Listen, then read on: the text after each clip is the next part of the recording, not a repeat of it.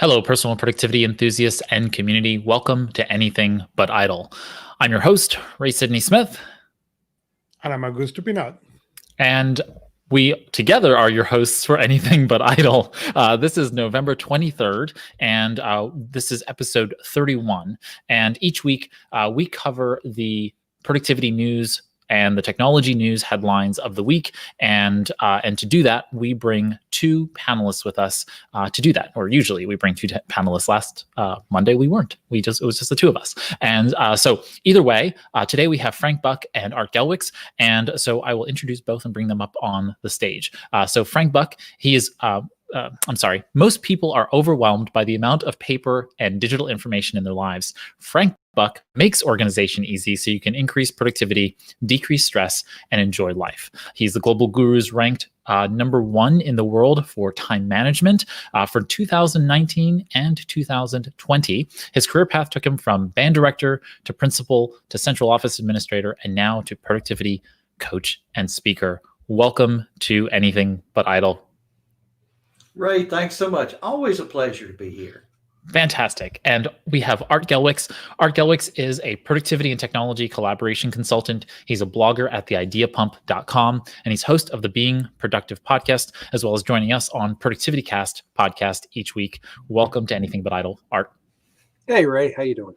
Good. Welcome to our audience and to this evening's rendition of the Thanksgiving/gratitude episode. What I wanted to do was to kind of kick off the conversation with a discussion about Thanksgiving and gratitude. Thanksgiving actually falls in and around my birthday. So usually I think about Thanksgiving as everyone being thankful for me. But but beyond that, really, it's a wonderful thing.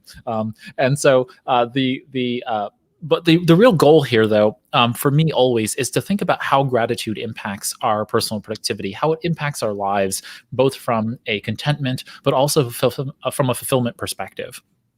And so I had come across several articles that were talking about some of the things, and we're coming into a fairly unconventional Thanksgiving. For example, I am not going to be with my family this year with everyone adoringly telling each person around the table why I'm so great. Instead, I will be home alone, not alone, but we will be home without everyone around the table because we won't be going to my parents' house or to the in-laws' homes in order to celebrate the holiday. And it's unconventional, I'm sure, for all of us. And I'm curious about, one, how you go ahead and deal with gratitude, like how you kind of mesh gratitude into your life, and then maybe some tips for folks in terms of how to deal with this unconventional holiday during a pandemic. Who wants to start us off? I'll jump in. Go for it, Art. Gratitude's one of those weird things because you hear about it a lot. You hear about, gratitude journals and things like that. But I want to be a little bit more pragmatic about it. One of the reasons I think a lot of people will procrastinate on things, especially for other people, is if they don't think there's going to be appreciation for what they've done. Now that's I don't want to say a selfish, but a self-focused point of view. And I think to spin that, we have to be cognizant of the fact that others have that same thinking. So if we're doing something for someone else, or if someone does something for us, we've got to be cognizant of showing them we appreciate that effort if we expect to be able to get that back to ourselves at some other point. The high road is always, yes, appreciate on both sides, but we all know that the high road isn't always taken by everyone all the time. But just reminding myself that when someone does something for me, I need to make sure that they understand what that means to me. Even if they don't return that favor, I'm not worried about that as much. But I also have to be cognizant of, well, if I'm putting something off, is it because I don't think I'm going to get that thank you for doing it? Or is it just something I don't want to do?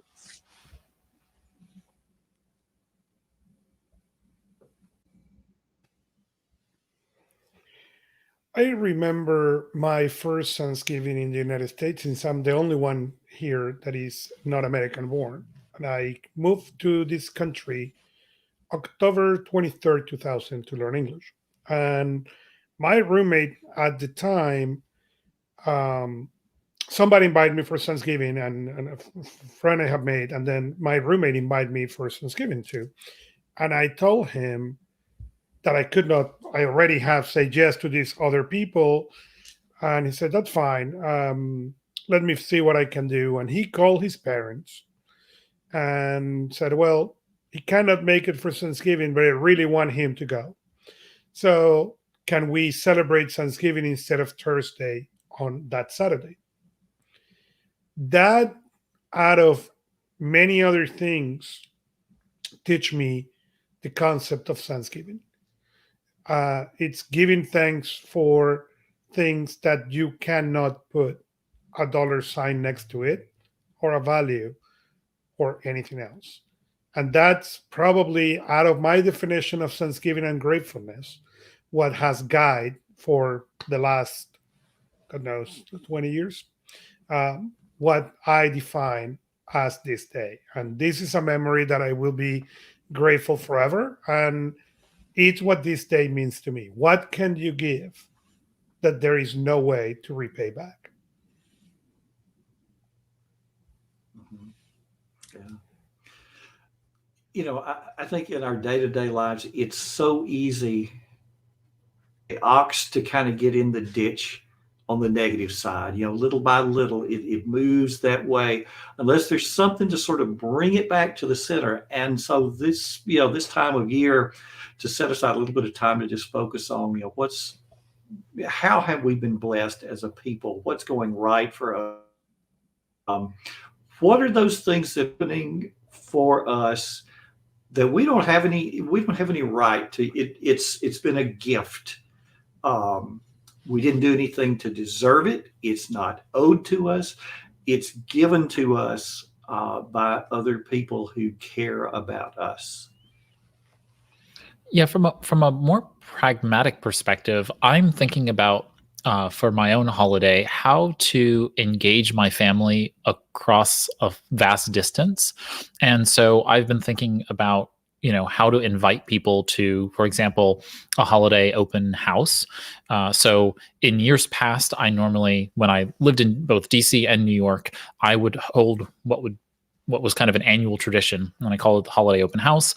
And so the HOH that I called it was basically a time when people that I haven't seen all year long, I might see somebody once a year, I might talk to them throughout the year, but I just don't see them. I would invite everybody over, and I would pull out all of the holiday decorations, and in essence, you know, everyone would kind of help pitch in and put up the holiday tree and, you know, decorate the house and whatever. And I'd be cooking or baking pastries and whatever, or I'd get, you know, a friend who was better at baking pastries than I to do that stuff. And so make holiday drinks. And throughout the course of the day, people would come through the house and decorate with me, and we'd catch up and we'd have a great time. And I'd introduce, you know, maybe a business client to someone who, you know, didn't know somebody, and they struck up a conversation and they got to know each other better. And it was always the highlight of my year, just being able to have everybody in my home and celebrating and so on and so forth. And so it's a huge hit to me in now living in Pittsburgh, where I have not been able to do that for several years, and looking forward to doing that again once the pandemic is over. But I thought, well, why couldn't I do this in kind of a virtual environment? Why couldn't I invite people over and do that? So I'm in the process of planning something like that, and it's kind of strange, you know, because you're having to like navigate all of the, you know, you're muted, or your camera's not quite great, or what'd you say, grandma? What'd you say, grandma? What'd you say, grandma? You know, that kind of conversation when people have hiccups in their internet connection. So I'm trying to overcome all of those pieces and making it not so burdensome on everyone. So, you know, trying to find like maybe a period of time throughout the day when people can log in and log out, say hello, stop in, you know, drop out as they need to, and still be able to actually be productive, because I need to actually still decorate while while everyone's kind of dropping in and out of the environment. So, you know, that's something for you to consider if you are thinking about having a holiday gathering. Maybe, you know, instead of me, where I'm doing it after the Thanksgiving holiday, maybe doing that before or on the holiday itself. You know, we that it applies and it doesn't apply at the same time to Thanksgiving. But my daughter's birthday happened last week, and on this pandemic, there was obviously no gathering, no party, no nothing. So we were discussing what to do, and she decided, well, can I have a Zoom? So of course you can have a Zoom if you want to. So she did exactly that. She set the Zoom for God knows when to know it goes, but the longest party ever, and her friends just come in, come out, come in, and she has games and stuff that she did with different group of friends. And as I was asking her after that, say it's one of the best birthday ever. I didn't move out of here. I eat cake 4 times, and it was fantastic. So, yes, it may not be different. It may not be the same as being on the table, eating at the same time, but also that doesn't mean it cannot be fun and cool and make it really, really good. Yeah, I have to agree with you on that, because it's easy for us to get caught up in the what we're missing out on. I have relatives that were going to fly in who can't now. I have relatives who are 15 minutes away who can't come to Thanksgiving now because they're quarantined. And it's easy to fall down that flight of stairs mentally and say, well, everything's just so off the rails and there's so much we're missing out on. And we have to be gracious of the fact that that's even an option, that we even have the ability to connect remotely, that those people are still available to us and we can make that connection. And I've been trying to work through as we end out 2020 on how do I make that more a part of just daily, everyday activities. When I talk to somebody about a project and I know they've done something, have I made a concerted effort to tell them I appreciate what they did? And I have to remind myself in the back of what I'm doing is that at any possible time, that person might not be there for some reason. Something may happen. And if I haven't taken the effort to show them what I appreciate from them, I may not have that opportunity. So, yeah, this is definitely a year to honor those that we've lost, and we have lost many, but also at the same time being thankful for being here, and feeling good about being able to have an opportunity to right wrongs, and to reach out to people that you care about, that you might have wronged in some way, shape, or form. This is a good time of year to do all that stuff, and I really do enjoy it for that kind of reconciliation, and it's a good time for all of those things. And I'm wondering, Augusto, with your daughter's birthday party, were there people who came to the party from other parts of the country? Friends who had moved away that wouldn't have been able, coming to the live birthday party wouldn't have been possible anyway. That is exactly correct. She has her grandparents who lived in Venezuela. She has her other grandparents who lived in Mexico. She has her friend from Indiana. She has friends from Chicago. She has friends from Texas. That is true. Otherwise, we'll have never make it to the party. So and I think that's what make it so much fun, is that she found a solution to make, and she thought on activities that she could do remotely, and she said, next time can we buy this board game and we send it to my best friend so we can play this game over Zoom together. So she saw that there is even more opportunities, and actually is one of the things we have planned for this Thanksgiving is we bought a board game called How to Build Your House. I think it's Welcome to Your Town. I think it's called. I will put the show notes. I will find the show notes, send it to Ray. But it is a game that can play up to 100 people, and it can be played over Zoom remotely and no issues. So we had it to a couple of our friends, and then we are going to connect to play all together the game and have fun that way. Yeah. So we're able to take something that was originally a substitute. We can't do it the way we've always done it. Substitute, it's the parallel. But now we're able to take that and move it a step further. We haven't just substituted one for the other. We've substituted and enhanced. And when this pandemic is all over, now we can do what we did before, But we've also got this other thing where we can literally talk around the world as easy as we can talk across the table. You're absolutely right. I'm definitely thinking about, in future holidays, how we can bring and incorporate people beyond just our nuclear family to our extended family that way. And now they can't say they can't do it because they've already done it. So that may backfire. Well, no, that's true. That's true. Although, if you're dealing with a relative you don't particularly care, you can always just and make them think you froze, and then they reset it, and you're good. And you're and if you're the host, you can mute them and you can kick them out of the room. So, all right, this has been quite lovely. I'm appreciative of your thoughts about getting geared up for the holiday season and gratitude, and I hope that kind of triggers your perspectives, those of you who are watching and listening, to just how you can do this. We'll put a link to a couple of items that I picked up along the way.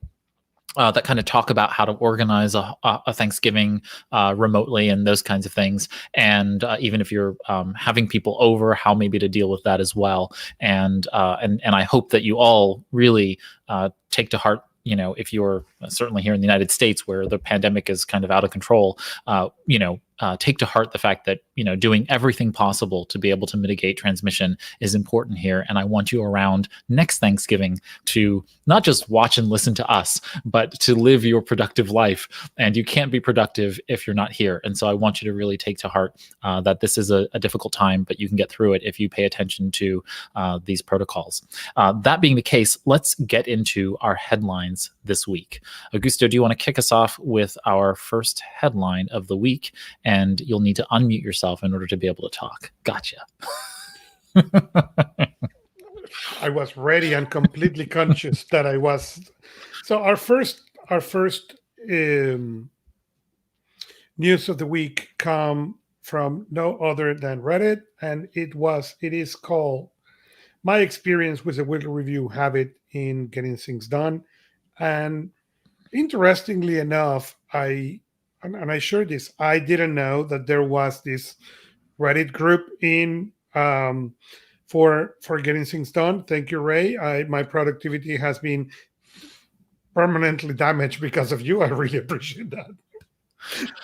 That said, it was a really interesting article, and it was a good way to enter and talk about the weekly review and how this person do his weekly review, avoiding. And he said, why do I do it? Well, to avoid getting out of control, to live more intentional, to gain clarity. And he went into how he do it. And there are many ways to do the weekly review. And what he has is a way. And it's not necessarily the only way, but it is important. What was really key for me on this article was the three things, or the three main advantages, as he called them, to avoid the getting out of control, to live more intentional, and to gain clarity. And those three things you cannot deny of a good weekly review. And interestingly, the more consistent that weekly review is, you get more of that intentionality. You stay much in control, and your clarity really improves. So, as I always tell people, that one of the hardest things of the weekly review is to turn weekly review for something you feel you must do to something you really want to do. And since we are people who needs praise and things, find what are those things. Okay, for me, it's a coffee. I put cinnamon in my coffee. I only put cinnamon in the coffee for the weekly review. So my buddy said, like, hey, it's Wednesday for weekly review. No, it's Friday morning. Okay, but it really make a difference. And when I sit in there and I play Beethoven Ninth Symphony, that I only play when I'm going to do the weekly review, my brain knows, oh, it's weekly review time, and it's a treat. Okay, it's a symphony that I love dearly, that I only play when I'm doing my weekly review with a cinnamon coffee. And those two things now means that the weekly review is a treat. So what Art and Dr. Buck are doing to make that a treat? I just love the fact that you've got that whole sensory connection to doing your weekly review. you're mentally setting yourself up. You have the auditory reinforcement, you have the tactile, you have the taste. All of that just compounds on that being an experience that you want to have on a weekly basis. I've actually gotten back into doing my weekly reviews more than I have been over the past couple of months, because the projects I'm working on currently have shifted, and I've started a large group of new projects all at one time. And I found that the like proverbial herding cats, they keep running everywhere. So the weekly review is the only point I have to stop all of that work, bring everything back together and say, okay, what's gotten away from me, and then start to reset it. But I like the idea of basically setting an event for that. I've tried to do it around a schedule, but I haven't tied the other pieces. So I think starting this week, I'm going to pick a piece of music. I'm going to pick a specific tea that I'm going to tie to it and see if that doesn't help me make it that much more of a thing that I want to sit down and do. Yeah. And now for me, mine is much more flexible. And I really do a daily, a weekly, a monthly, once a month to really look at everything and what do I want to undertake over the next month. And then some of those things I'm not seeing in a month. And then once a week, what are the things that I want to be working on over the course of the week? And then in the evening, what do we want tomorrow to look like? Did I bite off more than I could chew for today? How do we need to reschedule? And for me, that so much of it happens during those spare moments that I'm watching television, without a lot of mental bandwidth, and work on shifting things around, making tasks. Why did this task not get done? Well, I need to word a little more clearly. I'm not exactly sure how to do that thing. I need more information. Where am I going to get the information from, sort of thing, to clarify that sort of thing. So mine is much more flexible, I guess you would say. Fantastic. Now, go ahead, Art. I was going to say that flexibility in the way you approach it, I think everybody needs to keep that in mind when they're trying to set up their own weekly reviews, because where I've seen people struggle with it and eventually quit is they try to put too much structure in. Mm-hmm. They try to create the weekly review becomes its own series of tasks. And at that point, you're really not gaining anything. You're just making your to-do list bigger. Yeah. So I love the idea that you're doing it with a highly flexible design. Not only that, you need to find what works for you. And what works for you may shift. I had a friend who failed miserably trying to do the weekly review on Fridays, because Fridays was a time early in the morning he felt he needed to get into the company, try to get people to see what they're accomplish. So what we did with him was he moved his weekly review to Monday morning. So he had a first critical meetings, 9 in the morning, making sure nothing is on fire. And as soon as he's out of those meetings from 10 to 1, he blocked his calendar every Monday. And now he goes into his weekly review. He's grabbed his iPad, leave the office and go to, or used to leave the office. Now I don't. Now I think he goes to the other room. But okay, and do his weekly review right there. But then he's ready for the week, for the next 5 days. He'll come and he's completely clear. So, and I know when you hear the interviews with David Allen over the years, there is people, I forgot his name, who do it Sunday afternoon with a bottle of wine. And again, come into that thing, make it your time. Okay, he has a bottle of wine that he's waiting for him every Sunday to do that weekly review. Okay, so it doesn't matter what you do. Mike Williams was famous for doing it in church while his daughter was singing on the choir. So again, make it special for you, so that it's easier to stick with it. Yeah. See, I could really relate to what Mike's doing. That is time that was potentially wasted time that he's turned into something very productive. To take those spare moments, those little pockets of time, and be productive. It's interesting because it ties to one of the things that we commonly will bring up, and that's using mobile technology. And if you think about designing your weekly review in a way around a mobile platform, then you can take advantage of those opportunities. If for example, you have, back when we had like sports practices, you had a sports practice you could sit and wait through. or just anything. I mean, that those opportunities you can strike when the iron's hot now if you think about that that's time you want to use. But I did want to touch on something Augusto mentioned just in passing about the iPad and his office. Normally he would go to another place. I've actually found that when I have struggled on a review, the easiest way for me to kickstart my review is grab my laptop and go to another room. Just that transitionary state gets me away from the mental distractions of everything sitting around me and says, this is the job I'm about to do. I can't do it all the time because that loses the shock value, for lack of a better term. But I find that that's enough to often kickstart me into the process. Fantastic. All right. I know that I have plenty to talk about as it relates to the weekly review, but I'm going to hold my thoughts and move on. I'm sure we will talk about this again in the future. The next article is an article that came out of A Life of Productivity, which is the blog written by Chris Bailey, who's the author of Hyperfocus, as well as A Year of Living Productively. I think that's The Productivity Project. His prior blog was A Year of Living Productivity or whatever. The Productivity Project was the name of his book. Either way, he wrote this article called The Task of Least Regret. And the takeaway really says it all. There's not much more to say about this other than I'm quoting here. It's common productivity advice that you should begin each day by quote unquote, eating a frog, doing the hardest thing on your list.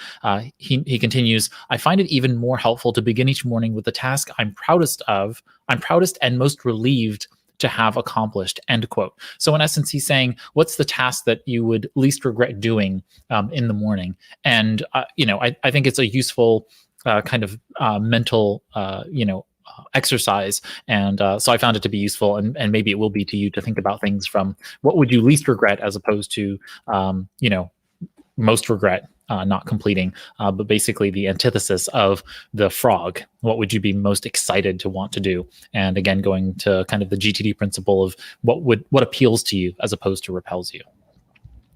Augusto, what is our next headline? Our next headline is Apple updates iWork for Mac with new icons, Big Sur compatibility, and everything else. So now we have pretty icons again. I mentioned this when the icons came. My first comment was, okay, I like the icons. Why they did not update it in the iPad? And I will complaining about it, continue complain until they do, because I really like the new icons. But there's a lot of workability that they did for Big Sur. And the next news is also on Apple. They finally launched embeddable web players for Apple Podcasts.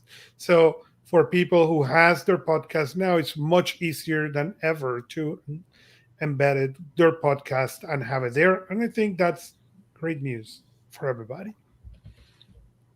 Yeah, you want to continue on with the next few Apple stories? Yes. So the next one is Apple dropped their 30% fee on half to 15% for all developers making under $1 million on the Apple Store. And I think that is amazing for all those small developers growing. The next one is GeForce is available on the phone and the iPad. And for certain people, they are happy that they can get touch-friendly Fortnite coming soon to the GE platform. The GE platform is going to work on the browser, and it's going to be really interesting what they built with this. Next, we have an update on the iPads, and it's a Zoom update. Zoom finally now you can share multiple programs at once.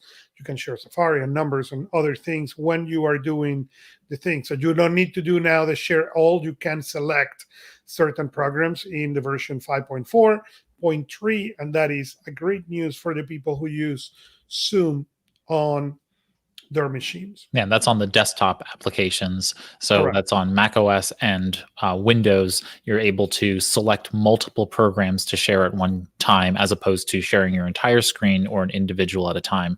And I think a lot of people don't also realize you can have multiple users, multiple participants in a meeting share their screen. So I can go into a Zoom meeting with all four of us together, and each of us can share our screens and toggle between those various screens. So you're not actually limited in that way. And I think people think you are, but it's just a matter of changing the setting as a host.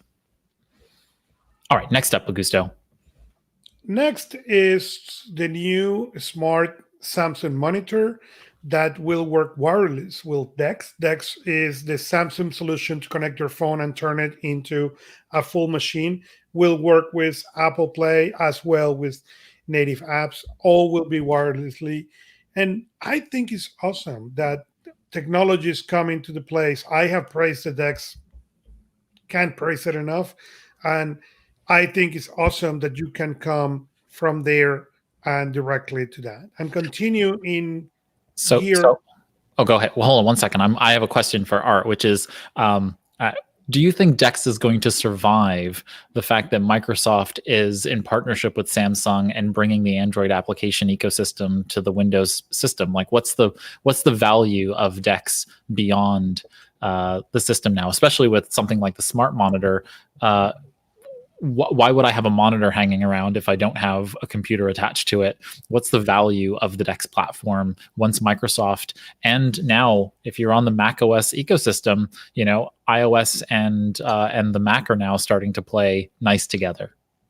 I mean, the integration, Samsung and Microsoft have always had a relationship, and making moves like the Your Phone application, being able to have your messaging show up on a Windows-based machine, those are all nice things. Yeah, and the enemy of my enemy is my friend, right? So right, to a degree. The struggle I run into with DeX, and I love the concept.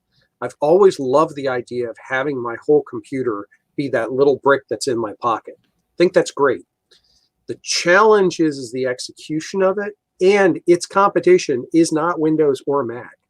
The competition to DeX is Chrome OS, because there isn't that direct value. Now, what I've always wanted, and there's a couple of companies that have brought it out, is when you start to see the laptop configuration platforms that use, say, for example, a Samsung phone as the core processor, and you plug it in, and the only thing that the laptop has is the screen, the keyboard, and there's a thing called a next dock, and there's a couple others. The operating system itself has potential. It's not a Chrome OS, though. That's part of the hang-up, is you don't have some of those similarities. I do like the ideas of them having a monitor that you can wirelessly connect to, but as somebody who's run DeX for extended periods of time, you really need a docking station for it because of battery drain, not so much monitor display. It will suck the life out of a phone if you're not careful. But that said, I've used it as a replacement desktop. I mean, I literally had a client location where I couldn't have a dedicated machine. So I took a DeX dock, I hooked my phone to it, hooked it up to the monitor, keyboard, mouse, and I had a full workstation. And nobody could say anything because it's my phone. But it didn't look like it, and it didn't act like it. Does DeX have a long future? I'm not convinced as of yet. Microsoft just released announcements that they've got a much tighter integration now between OneNote, Sticky Notes, and the Samsung Notebook. But Samsung's also making a play to change how their devices work. I mean, there's a rumor running around right now that the Note line will be dead because on Samsung 21s, they're going to be adding the stylus to those. I don't know if that'll happen or not, but DeX is a solution. You hear me often say it's a solution in search of a problem. Unfortunately, I think DeX falls into that category yet again. I love it, though. But. It is interesting. I was a big fan of the Palm Pilot. And in 2007, Jeff Hawkins, where still the Palm was alive, they put all their eggs on a product that was named the Palm Folio. Okay, and people laugh about the guy, and only a few people like me were ridiculously excited about that product, and sadly was the end of the company because they put all their eggs in that basket, and well, people didn't understand it. But what you are describing is exactly that concept. It's just 13 years later we have more power. I get it, but that was the concept. It is bring the phone and have that dead terminal that basically make your phone now a full-fledged computer. And that is exactly what excites me about the Folio, exactly what you described. If I can get my phone, I get it. There is limitations. I understand. Will not work for 100% of the people. I get it. For a majority, that will make this their main device that they can now come plug it into a massive screen, work like you're working in a really comfortable screen, mouse, keyboard, everything. And when you're ready to go home, just take this. I will still, 13 years later, pay for that folio And to work that's- with my iPhone. That's really, I think, the value add of DeX as a platform when it comes to the hardware technology. The fact that it is the most portable hardware operating system. When I say portable, I mean physically portable of any of the devices out there. Now, I'll make this prediction. What will kill it outright is the Chrome phone. When they finally release a phone that runs off of Chrome OS, game over, because it changes the entire dynamic. When that's going to happen, I don't know. I mean, they still got to figure out how to make Android work on some of it. But when we see that change and that shift, I think then we've got a different thing.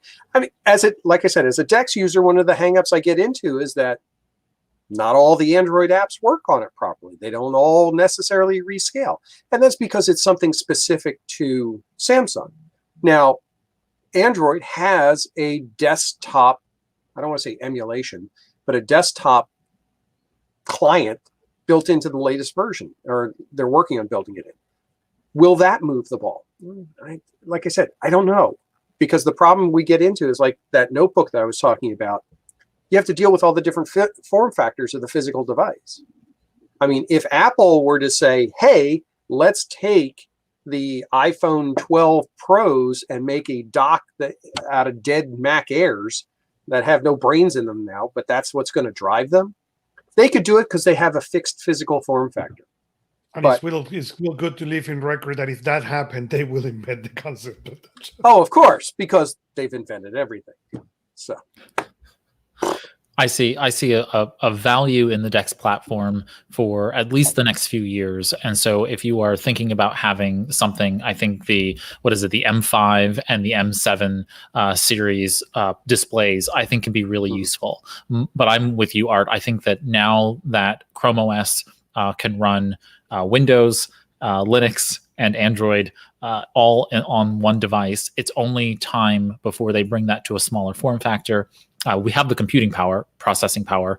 That's not really the issue. The issue really ends up being power management and then compatibility of the applications on top of the OS. And once those things are solved by Google or otherwise, it's game over for a DeX platform. Well, and you're absolutely right. And I think we're seeing where this game, I think, is really going to change is actually Microsoft is making inroads, big inroads, when it comes to gaming on the mobile platforms because of the new Xbox and the Xbox Game Pass clients, where you can stream from the cloud or I ponied up my money. I love it. Or stream from an Xbox directly to that device. Well, it's not a far step to stream a virtual desktop to that mobile device then. Well, now why do I even need a really high-end laptop? I'm literally just running a VDM, hook it to whatever monitor. I've got everything right there. And honestly, my phone is 3 times more powerful than my laptop by processor, RAM, and other capabilities. So why wouldn't I make that logical step? So I would say that we'll see Microsoft doing that. We're going to see Google make that same run in that same space as well. And I'm sorry, Samsung, but DeX is going to be sharing a room with Bixby pretty soon if we're not careful. All right, we've got a couple of follow-up items from last week when we were talking about digital note-taking tablets, and so one of the articles that came up, Augusto, do you want to touch base on that, and then we could talk a little bit about the Onyx color reader? Let me start with the remarkable, and there was an article on Good Reader talking about how vibrant is the hacking community on the remarkable and how many people is trying to really get more of this device, that what this device is designed for. I get it, the power of e-ink, but it is really interesting that people is really more how vibrant or how big is people trying to already make this device a multifunction device when it was a unitasker. And Art was on the event on the last time Art was here. We were talking about the unitasker and the Alton Brown. So now they bought this beautiful blender, but they are now trying to break it to figure it out how to put attachments to do what they could do with the other devices. And that's all that I'm going to say. It was interesting because I was listening to another podcast over the weekend, and one of the hosts had gotten one of the Remarkable 2s to try. And his comments were, one, it's really, really thin, which that's great. The hardware is wonderful, but the software leaves so much to be desired. He wanted to do things like pull PDFs over and mark them up, and he was having a hard time getting them in and marking them up and making changes. And I think, again, we see yet again an opportunity for hardware to take a leap and software to fall on its face trying to get that leap to happen. And thinking about afterwards, Augusto, it occurred to me there are a couple of companies that make screen protectors for the iPad that create a paper-like experience. So it enhances the interaction with, like, say, an Apple Pencil or something like that. That's a $30 investment versus, a $600 investment for a dedicated tablet. No, that's correct. And not only that, as we talked last week, you can get the iPad to show completely gray colors on grayscale, turn off all the colors. So you get with that $30 thinner, okay, and you put in the filter for the colors, you get super close to ink, and that's really paper-like on the iPad that then you don't need to hack. If you want to get all those other things, now you can completely easily. Yeah, and that is the Paperlike 2 screen protector, and I think it runs for roughly, I think it's $40 USD, and yeah, it basically is. It's a great screen cover. It does feel like when you're running the Apple Pencil across the surface, like it is an actual piece of paper. I don't actually like the feel of the Paperlike now that I've tried it. I actually like the smoothness of writing on the screen without it. But I can understand why people would want that. And of course, it's a great screen protector because you don't want your iPad screen to be scratched. And so that's also an added benefit of it. Note that the hacking communities are available on GitHub as well as on Reddit, this new platform that Augusto just learned about. Making fun of Augusto. But the point is that if you are interested and you have a Remarkable 2 or a Remarkable generally, but then obviously the newer Remarkable 2, those are where those communities are, and you can really figure out how to do a whole bunch of stuff with those tablets, and so you can extend them. I would not want to, of course, because I want to make sure that it's a single tasker, dissimilar to Art, but I want it to do that. Of course, I would never use it in a Remarkable 2 because it is not just a single tasker, or not because it's a single tasker, but because it's siloed data. And you know me, I want to be able to centralize my data outside of that system in a system that I can control and integrate with other tools. And you can't do that with a Remarkable 2. Mm-hmm. Okay. Next up is a little bit of a note, again, cleaning up from last week on the Onyx Books Poke 2 or Poke 2. I don't really know what the pronunciation of that is, but the Michael Kozlowski on Good e-Reader did a first round review of the Onyx. This is the second version of the tool, and he was actually fairly positive about the e-reader. So he said that it was a fairly big color-based e-reader, and it's Android 9, and all of it is pretty much good to go. He basically gave it a very positive review. So if you want to check it out, I don't know if I want an e-reader at $280 US, but it's certainly something that is worth looking at if you really truly want color on your e-reader. So there you have it. Well, and I will give you the reason why. Now that I don't know, you want a really poor iPad? No. If assuming it's compatible with, I got one of those. It's a Fire tablet. Exactly. For 80. You want a cheap iPad? That's $50-$80. Come on. You got it. Well, but it is assuming it have the e-ink, and with the acquisition of Amazon to Comixology, you may not do it with an e-ink. You may do it with this device to be able to read comics and old comics in color in this device. given you can make it to the fire too. I gotta agree with you. To me, that was a game changer. When I discovered Comixology on like the Fire tablet, I'm like, oh my goodness, my comic books are back finally.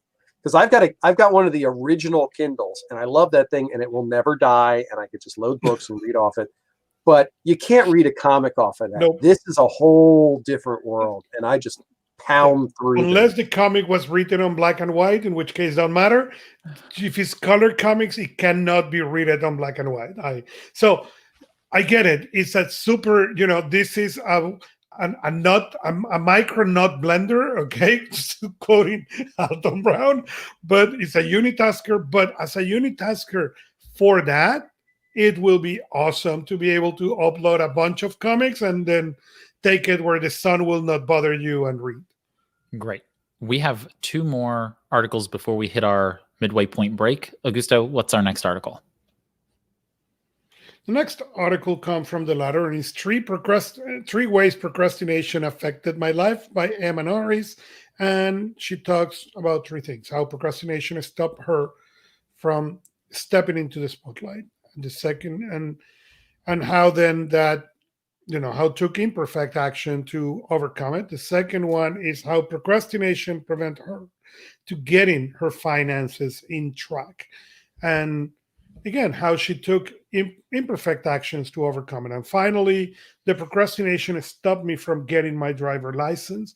And it is cool to, understand that and see how the procrastination, but more what I like about this article was not how this person was perfect, how this person figured it out and solved the problem forever, but how she comes open and say, the way for me to fix this was imperfect. Okay, it wasn't perfect, but it start getting some move to get it done. Hire the financial advisor for the finances, and other things. And this is something that, procrastination or not, we tend to fail miserably a lot of times into we don't know how to fix it, it's unknown, or we are procrastinating about it because we don't have all the pieces and we want it to the next action to be perfect. And that is one of the things in which, for me in particular, getting things done was a game changer. When I understood that I did not need to have every piece of the puzzle to make the next movement, but I could do an imperfect weekly review, an imperfect project planning, and still get some things moving forward out of that process. And so often you don't know all the steps. The next step's going to be call Augusto. Well, what comes after that? Well, I don't know. The outcome of that conversation may be then next is A or B or C. Yeah, I think at some point on Productivity Cast or otherwise, we'll have to have an episode on the progress principle, the progress imperative, as I think about it, which is really an antidote to perfectionism and to procrastination.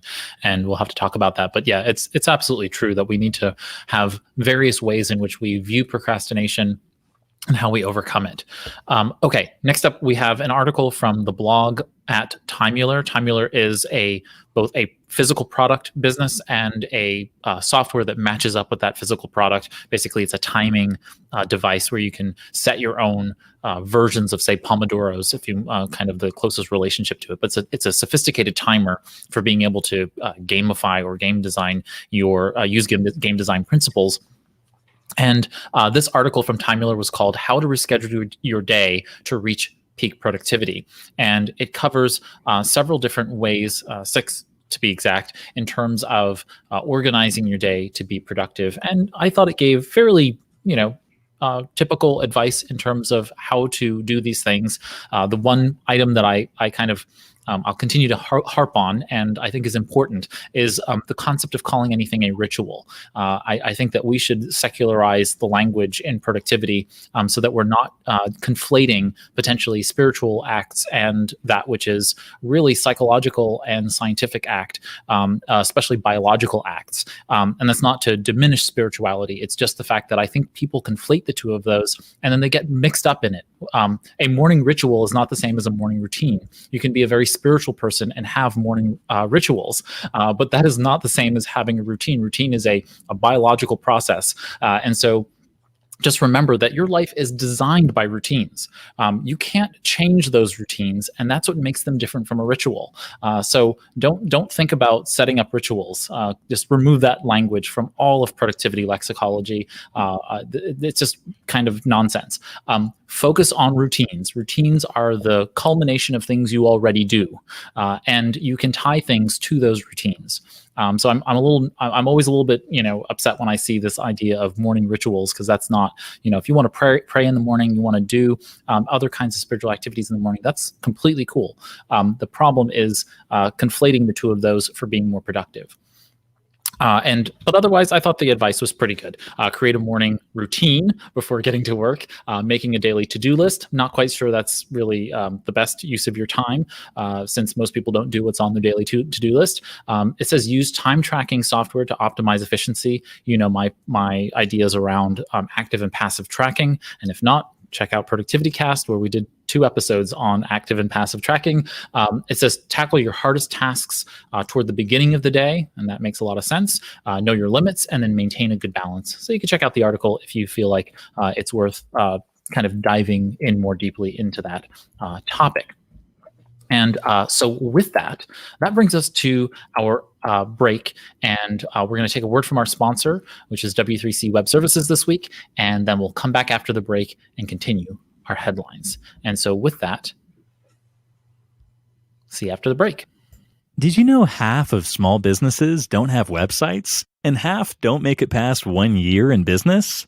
Are these stats correlated? We're not sure, but we think you should have a website. W3C Web Services provides affordable managed WordPress website hosting, along with VPS, domain name registration, and other small business-focused services. For listeners of this podcast, you can book a free 30-minute digital marketing strategy session when you purchase a new hosting plan, $150 value. Once you purchase your new hosting plan, forward the receipt to support@w3cinc.com with the podcast title in the subject line of the email message, and we'll get you scheduled for your digital marketing strategy session. Head over to anythingbutidle.com/webhosting and get started with your small business website today. And now, back to your show. Welcome back everybody to Anything But Idle. Before the break, we were covering our first set of headlines of the week, and now we are going to get into our second half of the show with our second set of headlines. Augusto, take it away. What's our first headline of the second part of the show? The second part of the show, the first one comes from the Asana blog and is when and how to use subtask. And the reason this article was interesting for me was there was a couple of things. One that I have not noticed until I read this article, that Asana now is posting everything in French, German, Portuguese, Spanish, and Japanese on their blog. And that is a massive undertaking that it's awesome to see how much they are. But there's been discussions forever into should I use subtask or don't use subtask, and when they are, good to use them. So are you using subtask instead of other projects? Then I want to start saying the risk of subtask first, and is you start getting too many layers, and those too many layers add complications, and then now you have a whole terrible spaghetti that you don't know what your meatballs are. Okay, if that is what happened to you, don't use subtask. There is other people who can create the spaghetti, but still know when or where they are their meatballs. So that is the first criteria to answer that subtask. If you need that simplicity on your system, don't create more projects. Don't create layers under that. If you are the kind of people who handle those layers well, then create them. But I think it's really, really important to understand that difference, because there is people who really want to get into the subtask. Oh, they're cool. Look how the people is doing. And then they really hang themselves with that.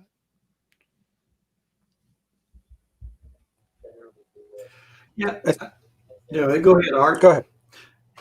I think you have to really understand how the subtasks work in whatever software, because different task managers, they work differently. The age-old question is, when does a subtask appear and when does it not? And I've seen all kind of questions forum on the Asana forums, that sort of thing. Personally, I never used subtask until probably, I'd say, the last 2 years when I moved to Remember the Milk, went to the pro version that supported subtask. And what I tend to do is use the subtask, use the parent task as more what people would normally term a project, kind of a small project, and use the subtask as those individual pieces. Like I have a task that is handling my Christmas cards. Well, the subtasks are, buying the Christmas cards, buying the Christmas stamps, running the Christmas card labels, that sort of thing. But really, I think the big thing is understanding when and how the subtasks and when they don't. My personal rule in Remember the Milk is that, as I'm looking through my task list, anything that has subtask is going to show up with a little number beside it.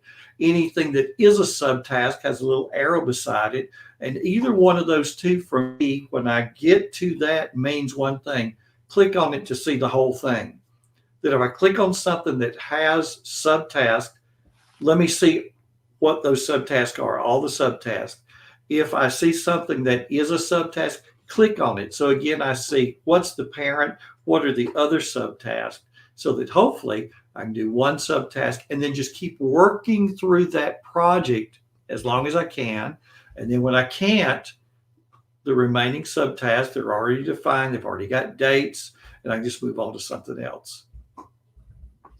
Yeah, see, I always get into the conversation with people when they start to think about tasks and subtasks, especially looking at it from a software perspective.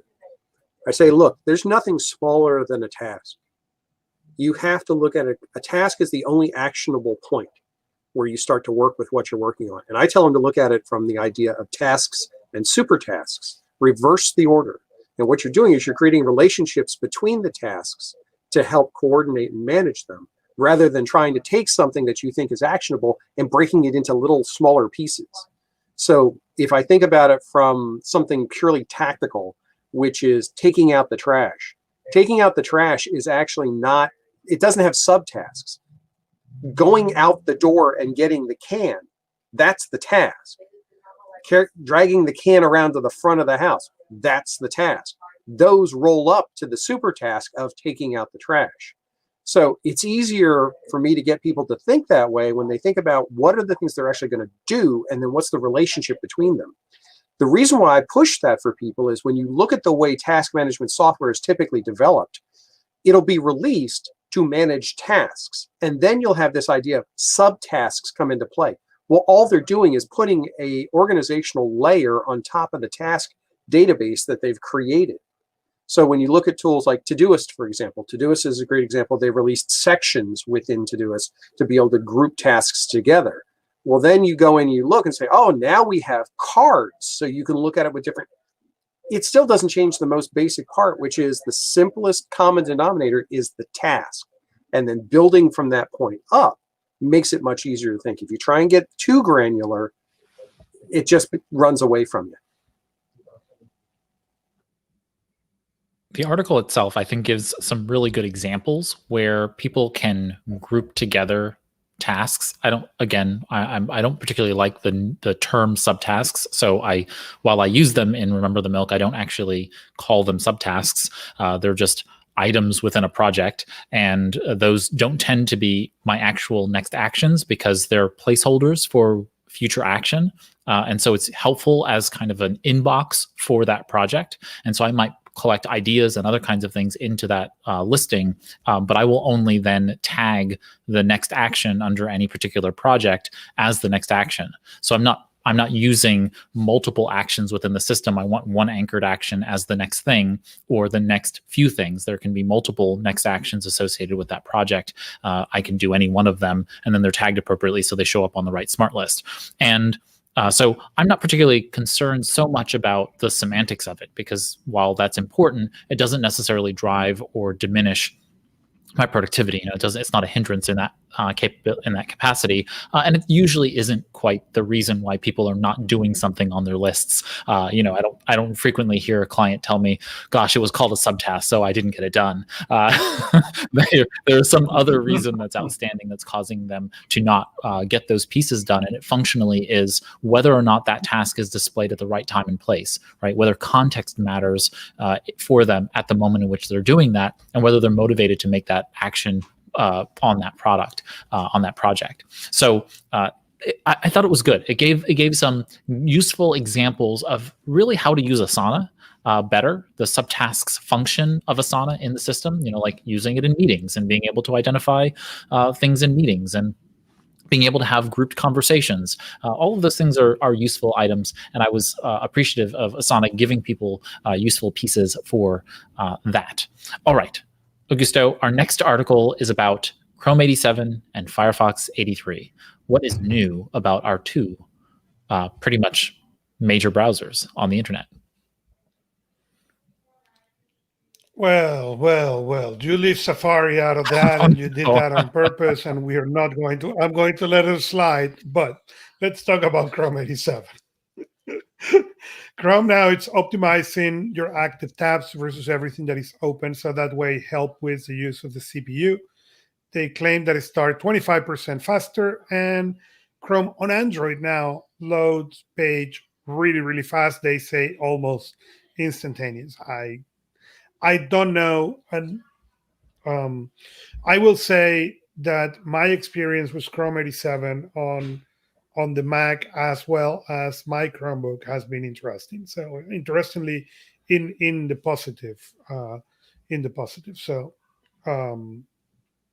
if you are a user of Chrome, you should test it. And Firefox also continue getting faster and faster. And most of the improvements they are announcing, it's all about speed. They also have now an HTTPS only mode that you can enable. That was really interesting for me to be able to say I only want to visit, or enable to have this HTTP mode on all my windows or only on private windows, or have it deactivated. But that is really interesting, and it's seeing how the standard, it's really more and more turning into a way to stop non-secure websites. I think that's really good. It will be one thing that I will love to install in my parents' computer and convince them this is the only thing they should use. Will have no luck, but that's what I actually wanted to install in there so they are more safe.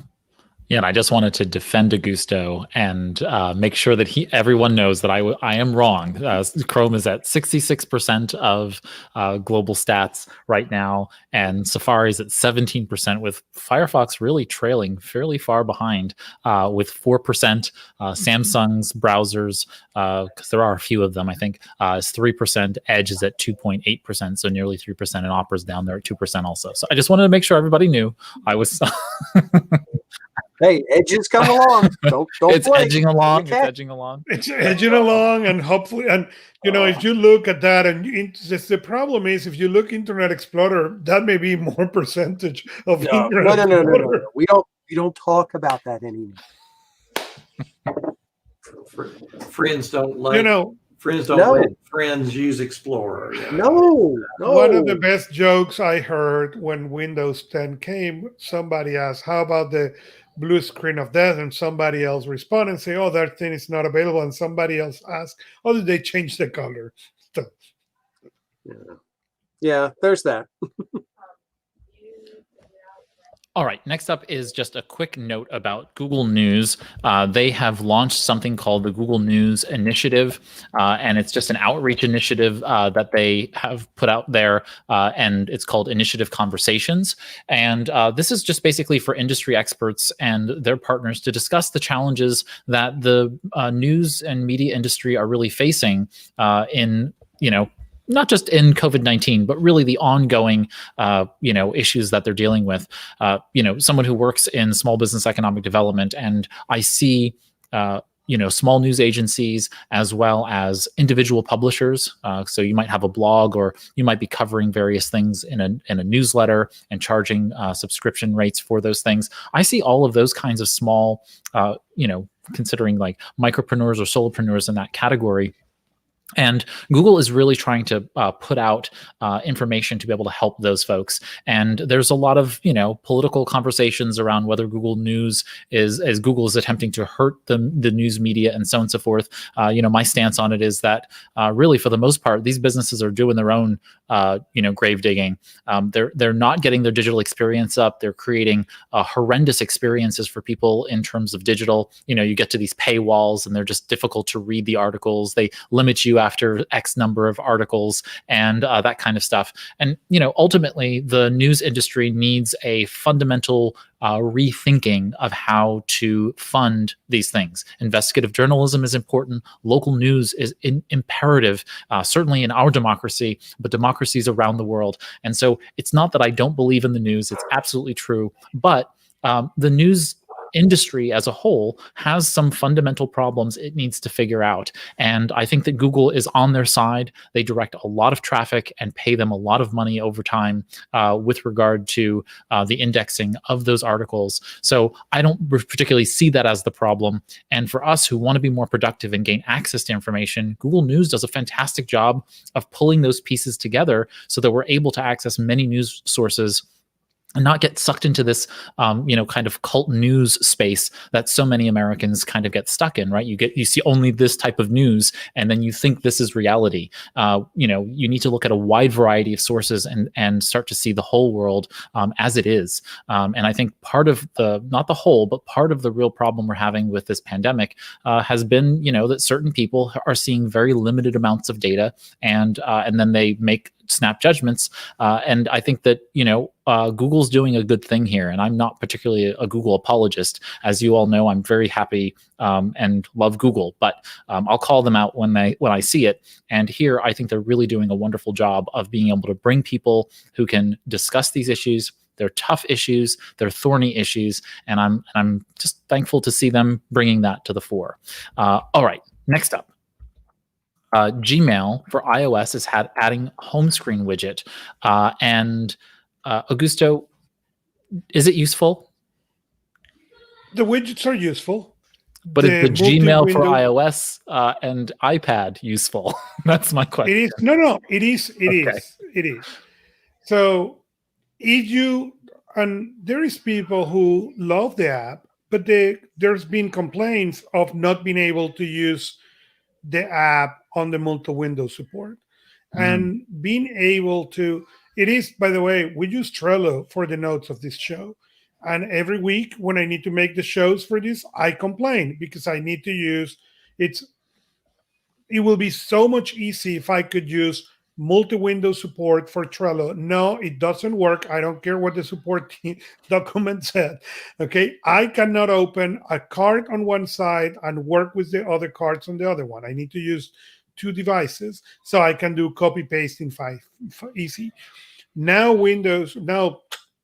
Google, it's working into the multiple, so you can open, sort, and have the two Gmail open side by side, and that it is beautiful if you use. There is a couple of projects in which the email I have is Gmail, and I don't want to have it in mail.app, so I have the app, and now I can open and do all the playing. So that works beautiful. And the widget now allows you to check your inbox, know how much is unread, as a notification in there that we have fatigue of the little number on the corner, and allows you also to search your email from the widget. That is great. You don't need to open to search. You can start right there, and you can also compose email directly in there. So yes, as much as I tend to complain about Gmail or Google and their apps on iOS as well as Microsoft in iOS, this time they did it right. All right, let me just be clear, get this out there. Android has had widgets since 2008. But we invented on Just 2000 make that iOS statement. Yeah, yeah, it's we welcome you to the party. Thank you for coming and joining the rest of us in the modern world. You will find that widgets are more of a pain in the butt than they are practical at times. The excess of widget it is. I agree with you. But for example, I don't know, I'm not familiar with the Android world enough to tell you how this works. But I have one that basically is you can flip over 2 or 3 of them, and it's really, really useful. And the artificial intelligence showed me the one I want to see when I want to see it. And that has been useful because there are quick things that I do every day that now I don't need to open the app and all that I can do on the widget. But I can see how that can get out of control and turn into something completely unproductive super quick. Yeah, just looking at the icon on my desktop here from my phone. If I press and hold on it, I don't actually have a widget loaded. It's tied to the icon itself, but I can jump into any of my mailboxes and I can compose an email right from the icon. The widget allows me to see the stuff without actually, quote, opening the app. Sometimes it's good. Sometimes it's useful. A lot of times it's there for a very short period of time and then it goes away. So widgets are one of those things that have always held so much promise and have perpetually under-delivered. I don't know if anybody remembers back on Windows, I think it was 95 or 98. I think it was 98 that had desktop widgets that you could actually load on there. And again, that was really cool until you realized you were killing your processor power. But right. Well, I mean, in the iOS, you can also do what you described. Push the app, and then that will tell you, depending on which accounts you have, to compose the email directly from there. Again, it is one of those things that I think a few really small amount of them are useful, but it could be a completely mess. Yeah, for me, I've got an Evernote widget. I've got to remember the milk widget. Those two. So my task and my reference system, and it's it's really useful as a shortcut to be able to do an Evernote search without opening Evernote, to add a note without having to open Evernote, to add something with my voice, to actually open the app or create a new task. Yeah, I think some widgets are really useful to me. I have actually been using more of the long press on the icons, the application icons, to trigger the most important actions. And that's been far more useful for me because I can have just a lot more icons on any given screen and therefore kind of trigger what I need to get done. But I do like having like the Remember the Milk widget. I use that all the time. And I just can't imagine life without it. So, just having that there is a real godsend. now there are a couple of widgets that I use quite a bit, and one of them is from IFTTT, and it's the manual button widget, which allows you to, on your phone, literally put a button that triggers an IFTTT Pro routine. And I've tied that to my IoT devices. So I have a widget button that says turn on all lights. I have one that says turn off all lights. So I've created, among others, I've created a smart remote on my phone that routes through IFTTT. So I have routines like, leaving for work or coming home. And I know that that'll trigger those routines. Those are really practical widgets. They have control over it. It's when developers look at the widget and they're trying to take functionality that's in the app and pull it forward that often the widget kind of falls on its face. When they recognize that the widget is a key opportunity to do something very direct, very specific, and very efficiently, those are the ones that I see work pretty well. Awesome. We have a couple more Google stories. Augusto, you want to continue us along? Yeah, So starting next year, Chrome will begin showing what data is collecting from the users, and I think that Chrome is important. extensions. Chrome extensions. Chrome extensions. Sorry. Chrome extensions will show that the data these extensions are collecting from the users, and I think it is something really, really good. Most people have no clue. They add the extension, they add the software, and they have really no clue what information is being collected. So I think that's a good step in the right direction. The next news is also about Google's, and Google's team up with Citibank on mobile first accounts. And not only they revamped their Pay app that we will talk more in our feature story today, but also they announced the Plex bank account that basically are going to be bank accounts that are going to live on your devices. As far as I understood, there are no plans to have banks per se or anything, so it will be first mobile account. That will be interesting. What that is doing. Yeah, we'll circle back to this when we get to our featured story. Okay, next up is some HR news. HR News, a UK-based site, talked about the fact that 3/4 of workers across the globe are struggling with mental health because of the lockdowns, and that, of course, is causing some impact on work productivity. This is, of course, known and understood. I think it's still important for us to talk about, but I think it's important for us all to remember that any group of people who are restricted from being able to, go about their daily life is going to feel some level of negative emotional impact. This is not the right data to be presenting to people for or against personal productivity in a remote work environment. So we continue to keep conflating these two things where I say, oh, I took a lab rat and I locked it in a cage and it's unhappy. And we're like, oh, it should be happy and productive inside its cage. That is very different than you creating an environment for that lab rat to work and be productive in, and it has the choice of going to do those things and is encouraged to go ahead and do those things. Very, very different environments and circumstances. So we can't use all of this data in saying for or against remote work or hybridized work or anything else like that. It has a very nice hamster wheel. It should be much more appreciative. Exactly. So good article. I think it's useful for us to be paying attention to how people are negatively and positively impacted by these lockdowns. But I think we should also be mindful of the fact that we don't have the whole picture, and we should continue to keep researching. I think at the end of the day, most people can be productive wherever they are if they're given the right tools, the right mindset, and the right motivation. So don't keep kind of getting concerned by seeing these statistics. It's just like eggs, too much cholesterol, not enough cholesterol. You should have so many eggs every day. You should not have eggs at all. Every year it's a different study on the other side of the argument.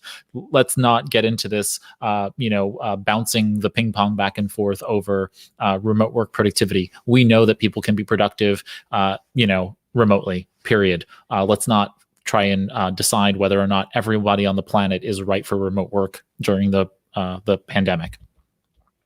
Okay, Augusto. Alexa now has routines on the Amazon Fire TV devices. Yeah, and the devices has them for a long time. What is new is that they add those now to the Fire TV. So for routines, you can tell the big A, hey, do this, and now you can even tell them, hey, do cartoons, and she will be able to go, for parents of small kids. That sounds wonderful, actually. When the kid come and wake you up, that doesn't happen anymore in my household, but I remember when the kids will come at 6 a.m. and open your eye, like, are you sleeping? And you're like, yes. And they look at you and say, can I watch TV? It will be really nice at that time to be able to say, hey, lady A, please turn the cartoons on the living room and turn around and continue sleeping. That sounds wonderful. The moment that morning routine can bring me coffee and milk, it will be set up for life. But for now, you could do it on your Fire TV. And I think that more and more we're going to see all these routines and this Alexa, really, Amazon is trying to make it a powerhouse. So Yeah, one thing that I found to be quite interesting here is that I have always considered the Fire TV or any of the Amazon devices to be really things that I wanted to turn on only when I wanted them on, and especially things attached to the television, because I don't want it turning on unexpectedly or otherwise. And so I've had my Fire TV. We have a Fire TV attached to the living room television, and it's been inside of a smart plug, so I can turn it on when I want to execute the Fire TV to turn on itself, independent of the fact that I can turn the TV on via the Android Shield, by voice through the Google Assistant. So I'm really interested in this component, because that would mean kind of plugging it in and having it ever presently on, and I don't particularly like that idea, versus like any of the Echo devices, which I don't have a problem with being on. I wonder why I have this disconnect where I feel like the TV should only be on for productivity purposes. Like I only want it on when I tell it to be on, and not any other time. You can do that, though. I mean, if you have a Fire Stick, and I'm assuming you can do it with Fire TV too, you can use an Echo to say, turn the TV on and do this kind of thing. So it doesn't have to sit on. It's ironic, though, because we've got a Roku box hooked to our living room TV, and it has a screensaver that's the lovely fish aquarium, and it's got digital fish. And all. That thing is up a lot because they're cool looking fish. So we have the aquarium we don't have to feed. So I consider it a highly productive pet. But I like this idea of what you're talking about, Augusto, being able to say, hey, let them watch TV. I would like to see it go a little further, and I don't know if it does or not. Hey, Madam A, turn on cartoons for 60 minutes. And then be able to attach that time limit to it and be able to cut it off. That level of control for the routines, I think, makes more sense. We may see more of a movement. You can do things like that, yes, because you can currently do stuff. For example, when I arrive to the house, I can tell I'm home, and then it will do a certain sets, and after a certain amount of time, it start turning off the light. So I can basically walk into the house, forget about everything else, and the routine will turn the lights after a certain amount of time. Yeah, I didn't know if you could do that with the Fire TV, because I do have that set up with the lights and what you're saying in my living room. I have what's called night mode. When I say night mode, it kills all the lights in the living room except for one, which it takes to 50%, and then brings it down to 5 over the period of 5 minutes. So that way I can finish my wandering around the living room without stubbing my toes, and then eventually it turns itself off.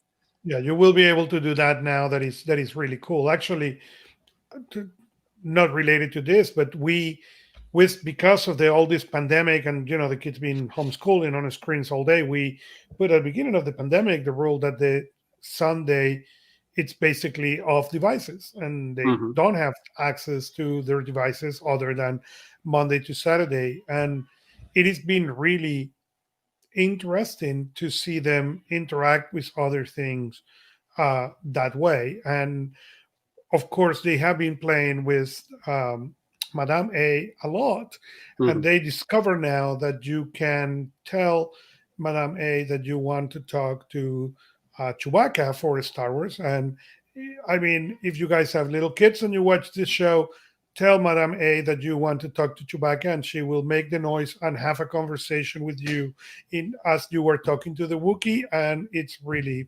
funny. At least my kids have been having a fun. Since we're talking about it, I know it's not on the rundown, but I wanted to throw it out. Amazon just released a new functionality for their Echo shows that is tied to caregivers, and specifically, if you have, like, say, an elderly parent who has an Echo show and you have one, you can put yours into a caregiving mode. So what it'll do is it'll monitor what's going on, but not obtrusively. So, for example, you can configure it so that when they start playing music on it, you get a notification. Well, that means they're up and about and they've talked to it. Or if they haven't interacted with it by a certain point in the day, you'll get a notification. You can do calls. They've done some good thinking around this. As somebody who has an elderly parent who lives by herself, that peace of mind, knowing you have that connection without feeling like you're babysitting and hovering, is a huge step for adoption on their side of the equation. And I just have to applaud Amazon for taking that step, especially in the environment where we are now, where you can have someone who literally is by themselves for a month, 2 months, because you're afraid of going and interacting with them because of COVID and other things. So. Yeah, same thing. We put 2 of them on my parents' house, one close to my mom, one close to my dad. My mom device works incredibly well. My dad goes more to the Saturday Night Live sketch of what they call the Alexa Silver. I will put the link on the show notes, but that's exactly how it is. My dad, there is no way he's doing. We have changed the name to every possibility in the in the settings, and doesn't matter. No, I went through that too. So what Art is talking about is the Amazon Alexa Care Hub, and Alexa Care Hub is the function for being able to add that check-in functionality for family and friends who may need it. Okay, next up in the notes are another Ladders article came up, and it was about an Oxford study that talked about gaming as a mechanism for greater. I really dislike the word happiness, so I'm going to say positive affect, and so the goal is to think about how gaming can be utilized to make your life better. And in this case, they're talking about video games in this particular Oxford study, and so you can go ahead and check it out. I thought it was kind of an interesting perspective on the whole concept of playing games in order to be able to, in this case, it was Animal Crossing New Horizons, for those of you who are Animal Crossings fans. I have not gotten into the game, but in essence, they used Plants versus Zombies, Battle for the Neighborville, and Animal Crossing New Horizons, and they found that playing the games and created a social experience with others, and that, of course, increased their positive affect. So it's not necessarily, I think, calling anything happiness is a difficult pill for me to swallow generally, but we knew that people can be positively impacted by social experience. So why this is a big shock to anybody that it's extended to the digital realm. Remember that on the other side of technology is another human. So we're interacting, notwithstanding the fact that there's a digital bridge. So I don't find that to be all that, revelatory or revolutionary to me. But it's just good to see the science start to bear this out, seeing the research studies kind of pick this up. It's one of those things that I find is interesting when you use, it's one of those loaded terms, gaming. Because often people will say, "Oh, okay, it's gaming like my kids do." So it's like they're playing, NBA 21K, or they're playing, which I just messed that up, or Fortnite, or they're playing Halo, or something like that. And it doesn't necessarily have to be.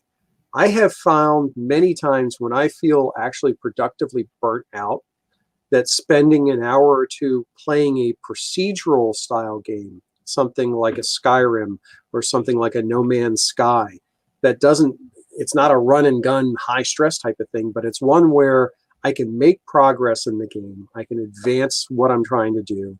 And it's an open decision.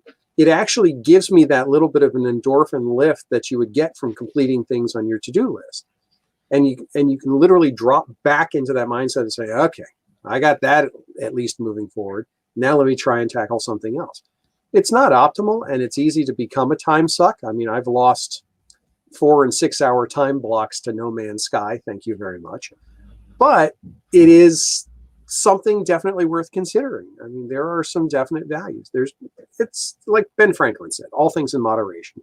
Yeah, and video games can teach resilience. It can teach strategy. It can teach hand-eye coordination.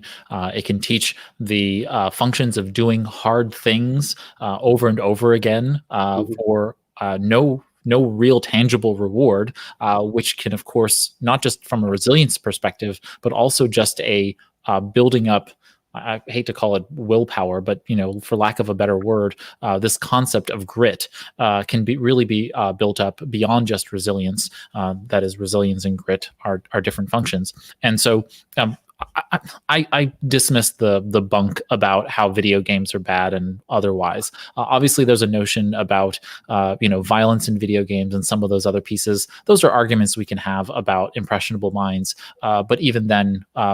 I haven't seen anyone, come up with any real good data about violence in a fictional world influencing real world violence in any competent way. So that being the case, I think the more important part that really blends ourselves into the productivity space is how important productivity tools can utilize these game design principles. And I know we've talked about this over and over again, both on Productivity Cast and here on Anything But Idle, but I really find that that productivity software developers really can use this material to start understanding how to better engage users in the apps they're using. It's not about like near eyal and making addictive applications. It's actually about using game design principles so that we can be more productive. You know what? If I had 10 tasks to do in my application and it gave some game design principles so I could level up in the app in some way, shape, or form, I think I would probably be more productive just because it was giving me an opportunity to do that directly in the application as opposed to having to manufacture that in other ways through Pomodoro or otherwise. Cake it right into the application. I can turn on the feature, I can turn it off if I don't want it, but give people the capabilities of being able to add these kinds of game functions, game design principles into the tools, and you will see greater both adoption and retention of those tools. And I think that's really the important point that I take away from it. All right, next up is another Ladders article talking about failure. And they called this article the failure fallacy, why being wrong can actually be your fastest path to achievement. And I have to say, there's very few times when I say like, oh my God, I love an article. But this was one of them. I really, I enjoyed the article fully. It's so often that what we hear is the overnight success, this idea that an entrepreneur should work hard and work late hours and be a night owl and a lone wolf and all of these stupid tropes that bring out a negative work environment when in reality, consistent work done well breeds reward. And sometimes that will mean failure along the way. Failure is a stepping stone to success. Achievement cannot be found without making mistakes. And sometimes you're like me and I watch my siblings make mistakes and then I learn from them. But but notwithstanding, that is still watching failure, right? You still need to see failure in order to know what is right. You need to make mistakes in essence. And we use failure as kind of a really strong term. It's a very charged term. And what we should really be talking about are kind of like trip ups. If you stumble, I think stumbling happens more often than failure. Failure sounds like there's a finality associated with it. And while it brought me to the article, that's the only part that I criticize, is that really what we're really talking about is that many times in life we're stumbling until we get ourselves righted, and then we continue walking, running, sprinting to the finish line, whatever that finish line is for that chapter of your life. And so I just really fundamentally believe that we should stop talking about success and grand topics and failure as this hitting rock bottom. The reality is that most of the time you get punched in the lip and you're like, oh, damn it. And you get back up from the situation and your busted lip heals and you go on with your life. But it's not that big of a deal. And when we have bigger trip ups, we may stumble, we may fall. I've heard the term fallier as opposed to failure because we stumble, we trip, we fall, we get back up. And it's not all about the finality of it. It's really about, like the constant, cliche that, it's not about the destination, it's about the journey. And I really found this article really spoke to that point, which is that we have to stop thinking about that on that level and really hearken to the experience of now and the journey. If you don't get failures, I wouldn't be inclined to praise the quality of what you're testing. I would be inclined to question the validity of your testing criteria, because you're apparently not measuring in the right ways. You're not evaluating in the right ways, because you're right. You're not getting opportunities to improve. And I'm okay with failing. I expect things to fail. And when they fail, I know what went wrong and I can prevent it in the future. If I have something and it never fails, it will eventually, because there's this dude named Murphy that shows up every time. but I'm not prepared for that yet. The more time something can fail in advance, the more prepared I am for when I need it. And I agree with you completely. We have this problem that failure is tied to the measure of worth. And if something fails, then it is not worth as much as it was previously. And I think that is the exact opposite of what you need to look at it as. Great. So the next article that stepped up, I'm sorry, Frank, did you have something you wanted to say? Well, just I think if the bar is just too low. Yeah, it's like David Allen says, if you're not feeling that pressure, you're not playing a big enough game, right? You've got to work up against those barriers and really elevate. So with that, the next article in the headlines is actually I'm going to call it a poem. I'm going to say it's a poem. But Joshua Fields Milburn, who is in partnership with Ryan Nicodemus, known as the Minimalists, on their blog called, I think it's called Stop.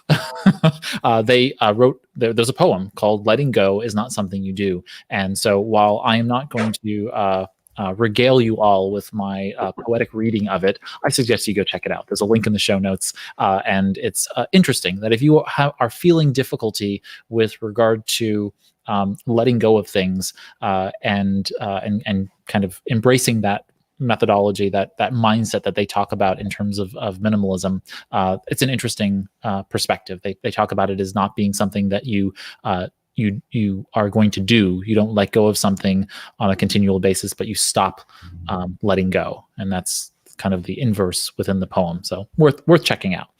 Okay, next up is our last article in our headlines before we get into our featured story this week. And that is a Ladders article that talks about the top 10 highest paying jobs in the US right now.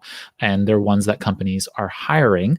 And what were some of the highest paying jobs, Augusto? The number one is material scientist, electric engineer, information security analyst, veterinarians, actuaries, anesthesiologists, gynecologists, psychiatrists. But then the number 9 was interesting for me. There was marketing managers, and it was really interesting. Then the number 10 is the lawyers, but number 9 was really a surprise for me, and I did not expect them to see as the top 10 best paying jobs in the United States it's best paying, not necessarily best valued. So yeah, I know a lot of marketing managers. A lot of them make good money. I'd say a fair number of them probably make a little bit more than what they need to, based on what they're doing from the job. I hate to say it that way, but I don't know. That to me, just if I'm comparing like a material scientist to a marketing manager, I mean, I love my marketing managers, but I'm going to pay more the guy who's designed or the lady who's designed the alloy that's holding the bridge up. So, yeah, I was actually a little taken aback that I didn't see project managers on that list, and highly technical project managers, especially, and some of those other more I think in demand roles that I consistently see kind of in the various job boards when I look at them. It's always good to keep an eye on kind of what's unique and interesting in terms of the job landscape, and especially since I'm in the small business space, and I'm always looking at what small business owners are going to have to pay for employees if they need a highly specialized role. And so I'm always looking at what those look like. And I was uniquely surprised because that is a job that I see consistently a lot of clients are hiring for, but are not capable of filling because they're highly technical roles. And so that was interesting that I didn't see that. Yeah, what you going to do? And I think you're right on the target with that. Something like a project manager as a genericized role is on the lower end of the scale. If you have an agile project manager or a Six Sigma project manager, that's more specialized, but it's similar to what you have in the medical field. The difference between a general practitioner and a surgeon. They both went to medical school. One just studied a specific thing longer and got better at it. So, Absolutely. All right. That brings us to the close of our headlines and to the start of new tools of the week. And so Augusto and I, we scour the web for all of the various productivity and technology news that we talk about each week.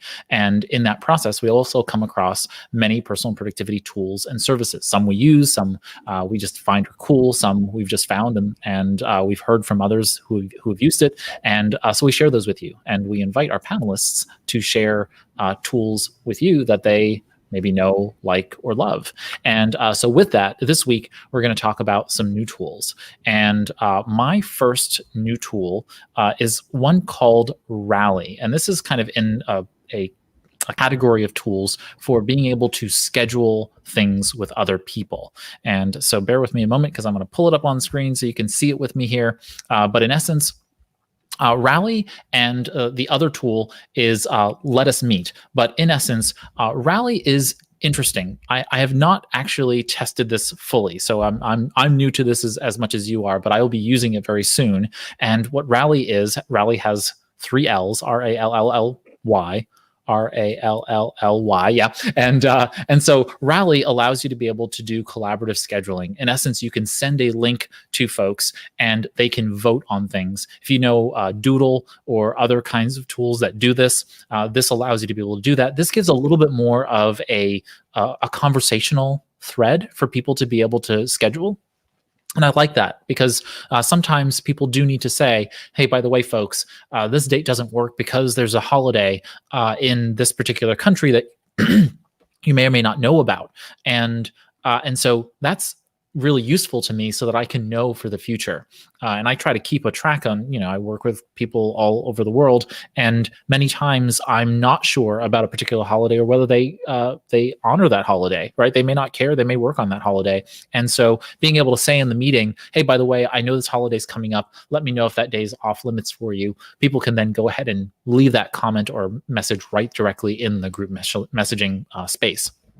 The next app is an application called Let Us Meet, and it's obviously a homonym pun, and so it's spelled lettuce like the vegetable, and then meet, Let Us Meet. And it's a very simple interface. It's so simple that the first few times I used it, I actually didn't know how it worked. And what I had to do then was go ahead in and record a video so that folks who showed up to it afterward knew how to use it as well. And so Let Us Meet is a free tool, and it allows you to be able to, in essence, set dates and times for people to schedule meetings, and then sending them to that link as well, and being able to schedule. So it's just a very simplified tool. It doesn't have a lot of bells and whistles, but if you need to be able to do the work of connecting people together in a group environment, it's fairly decent. So worth checking out.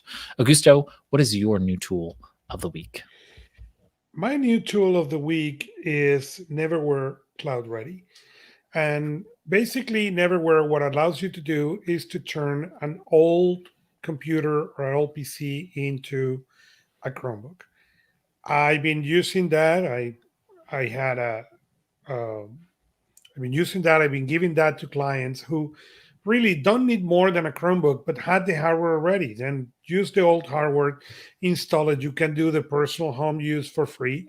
So, and that gives you a latest version of the system, and it really works incredibly well. And so if you have an old computer, especially the people now that are homeschooling, and the needs of, for a lot of people in this pandemic thing, the need for devices continue growing and seems like it's never going to stop. So if you have old devices or access to old devices, this is a great solution. I had a friend who had an old Mac. The Mac per se was good. It just did not run any of the current software because it's too old. So we put Neverware, and now he had a full Chromebook that the kids can use, and it works really, really well. Awesome.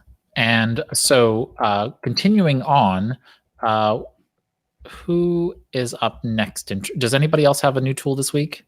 Yes, Dr. Freckbach is going to talk about Google Photos. Yeah, yes. My new tool is actually a very old tool, but the reason it's back in the news is because of a change. Google Photos of course, to this point has been upload as many photos as you want. It's unlimited storage for free. And Google has announced that starting, I don't know if it's June 1st, somewhere in June, that your storage is going to start counting towards your 15 gigabyte free storage limit. So, of course, I'm already seeing people going, oh, gosh, what am I going to use instead of Google Photos because it's not going to be free anymore? And so my message is, wait, folks, you're looking at this thing wrong. If you got Google Photos, you're fine. The photos you've already uploaded are going to continue to be free. They're not going to count against your 15 gigabytes. Everything you upload between now and June is going to be free. It's not going to count against you. So take every digital photo you have and put it into Google Photos. Take everything that you've uploaded to Facebook, and now you've got a second place that you can have it. Take everything that's on your phone, put it there. And none of that's ever going to count. And then, of course, once we get to June and it does count, 15 gigabytes, I look to see how much I'm using. Every digital photo I've got is in Google Photos, 1.89 gigabytes it's taken up. So it would take an average person years to fill it up. So now's not the time to get out of Google Photos. Now it's time to jump into Google Photos with both feet. Now, I will comment on one thing there, Frank, is the fact that I don't think it's necessarily photos that are the problem. It's the videos that you load up there. For example, off of my phone, I can shoot 4K video. And if I shoot 4K video and push that up to Google Photos, I'm going to chew up space fast. And I think that's what some people are squawking a little bit. Now, I went ahead and just got I think I have 2 terabytes of storage. 2 terabytes, $10. Yeah. Yeah. I mean, to me, that's just worth it. Just flat out with all the videos there. But if you're doing just photos, you're absolutely right. Yeah. Put them up there. There's so many things you can do with it once it's there. It's just mind-boggling, and it's really smart about finding things and finding related people and that sort. Oh yeah, for people who are new to it, once you start getting some photos up there, then you'll see a little screen with just images. Who's this person? Who's this person? You type the name one time, and then you search for that person, and it pulls up any image of them, even if it's that person in a group shot from a high school reunion 10 years ago. It just amazing.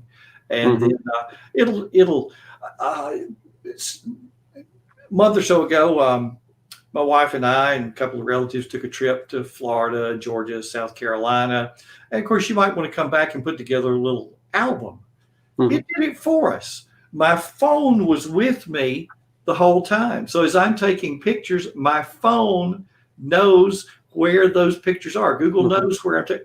And so it put it together for me that, you left home on this date, you got back here. This was the trip to so-and-so. It put little maps. It put little sections. Here are the pictures from this bed and breakfast. Here are the pictures from this museum. Here are the pictures from whatever other landmark it was. And then if you ever want to have a hard copy photo album, you just do it all through Google Photos. It actually suggests to you, hey, here's the 100 pictures from your trip that I would suggest you include. And you can take its suggestions, you can swap it out with other pictures. But it is so easy, so intuitive. I used to feel like my photos just well organized as a lot of other parts of my life, and Google Photos just totally turned that around.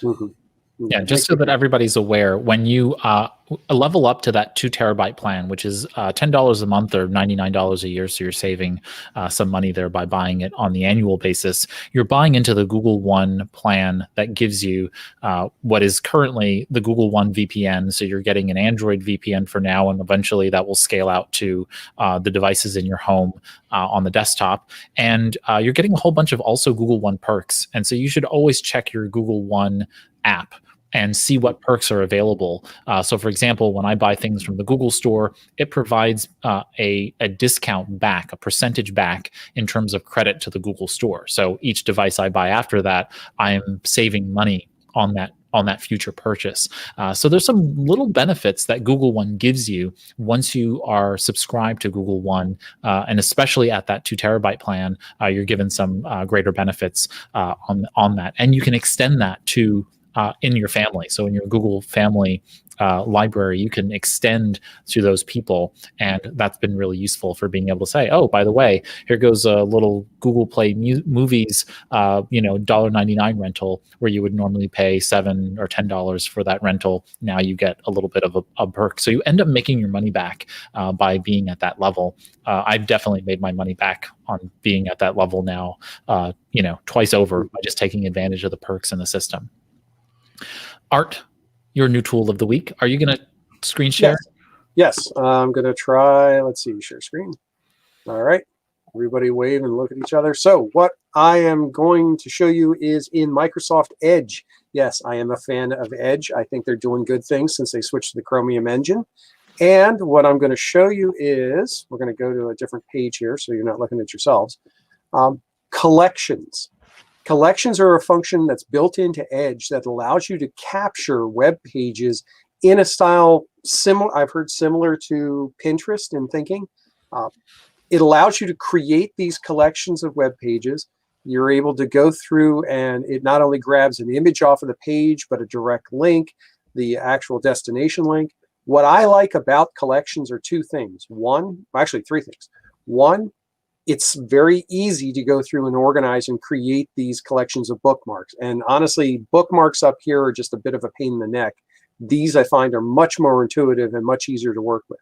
Second, along with capturing things off of the page, let's say, for example, I have this article and I just want to, we'll throw it in the OneNote folder here. I'm going to add the current page I'm looking at. Sure enough, it'll go and grab it and drop it in here. There's my link. The other thing I like about it, I can add in notes. So I can put in, check for, check for deals. And then that gets added into the collection. The other thing I like about the collection is the collection synchronizes between here and Edge on my phone, because I run the Edge browser on there as well. So I have these links available all the time, including the notes. And the last thing, this is probably the showcase piece that I like the most, is if I'm using this for research, I can take one of my collections and I can say, send it to Excel, send it to Word, or send it to OneNote, and create a document of all those links, and then use that and send that out for whatever I need to. So it's really a useful way, I think, in getting these links organized that doesn't require an extra plugin because it's built in as part of the browser. Fantastic. Learn something new about Microsoft Edge. Go figure. Same here. All right, those are our new tools of the week. And so with that brings us to the featured story of the week. We save the best for last here on Anything But Idle. And today's story is about Google's new application, Pay, along with the fact that PayPal is now letting US buyers buy, sell, and hold cryptocurrency. You'll start seeing this show up within your PayPal application in the US. So what does this mean for the state of mobile finance when Google is making a play, right? They've got Plex, and the wait list has now opened up for the installation of a mobile-first banking experience using Google Plex, which will basically happen inside, I'm presuming, the Google Pay app. Google Pay has gotten a whole new kind of revamp. I've installed the beta version of the application. I've been using it myself, and inside the Google Pay app, by the way, so that you're aware, it's in essence giving you a more like different deals and different things going on at various vendors, so that you're able to see what you can get in terms of discounts within the application. And they've done this on a lightweight scale in the past, but now they've really amped it up and brought that to the fore in the new Google Play beta application. What do you think about being productive with mobile finance now? Thoughts? I love the idea of it getting more of a foothold. because I use Google Pay a lot, paying just contactless payments when I go out to stores and things like that. Especially in the environment we're in now, contactless payments are that much bigger of a deal. So to me, it's a logical extension if you are able to integrate more and more into that core platform where you've already created the relationship to your existing banking institution. It just makes logical sense that this becomes the banking institution. From a guy who works in the financial services industry all the time, there's money to be made there. I am not shocked that Google wants a piece of this pie and wants to play in this space.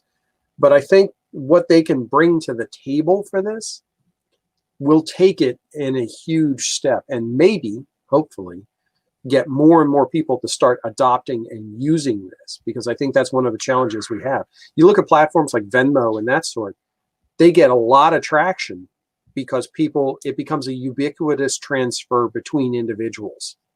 The closer this gets to that, the more people will see adopt it and the more we'll see it spread.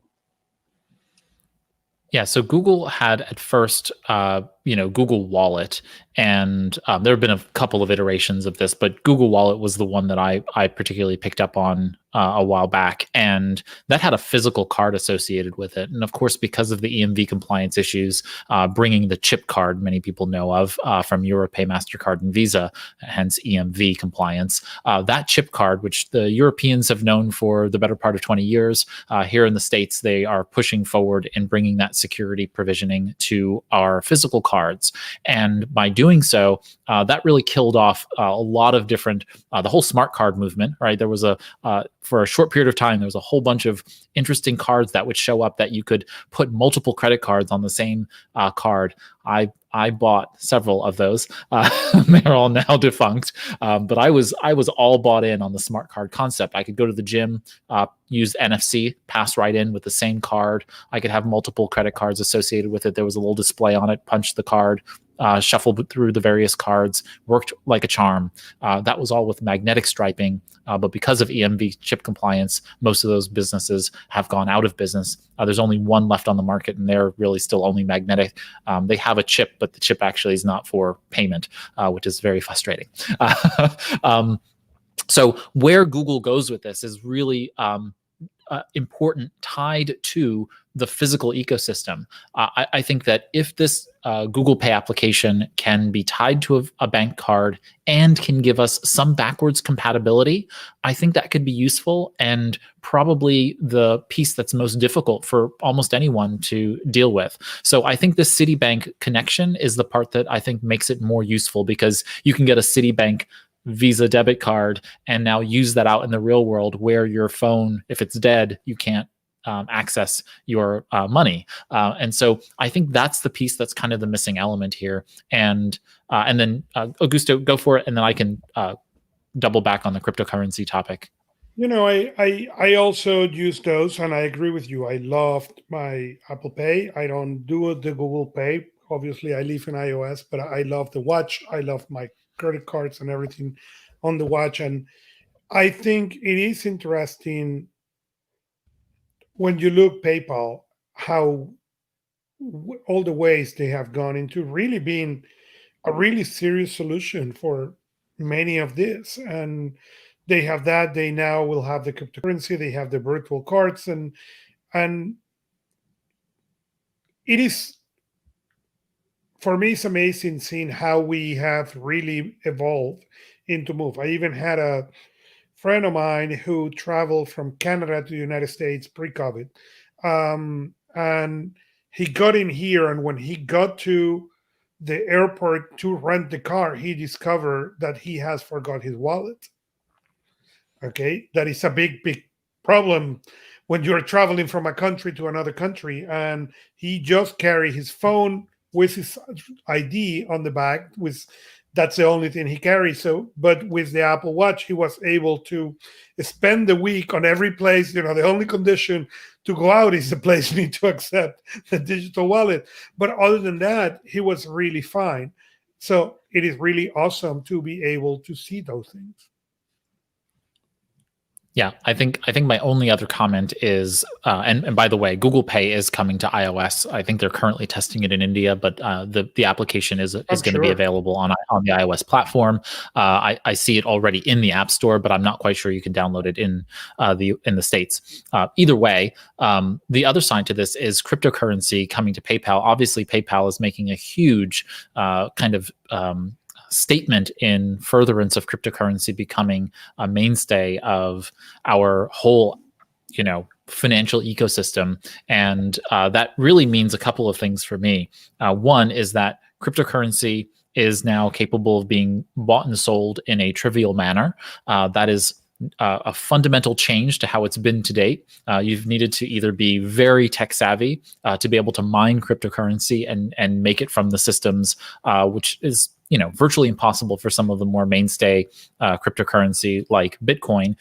And just so everybody's aware, cryptocurrency is basically digital money. Think of it as digital money. It is not tied necessarily to fiat currency, except to the extent that you exchange money, just like you would exchanging foreign currency for another currency. But in essence, instead of that fiat currency, you are now exchanging it for a digital form of money that is not tied to a particular country, to a government's monetary system. But in this way, we are in essence creating a number of different productivity problems. One is that now every time you make or receive a payment and you want to move that money from cryptocurrency to a fiat currency, say US dollars, you now need to exchange it, which means that the value of that cryptocurrency and its equal fiat currency changes whenever you buy and sell, just like buying and selling stock or changing to foreign currency. So you have to be aware of that function. And those cryptocurrency, you have a public and a private key. Basically, your ability to exchange cryptocurrency is based on these public and private passwords. You need to manage those. PayPal's doing that for you currently, but you can do that separately and outside of the application.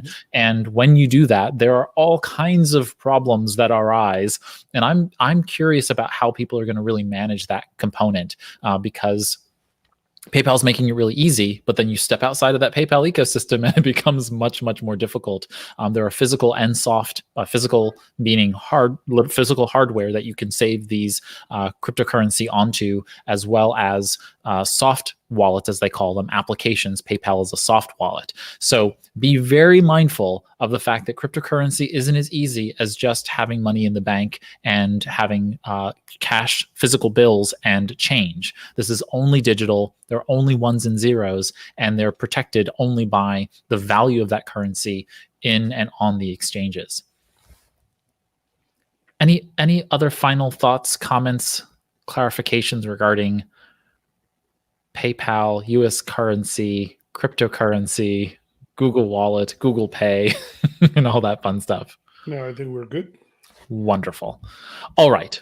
So with that, I want to just a couple of announcements. One, I just came across a free for a limited time copy of the Wiley book, Office 365 All-in-One for Dummies.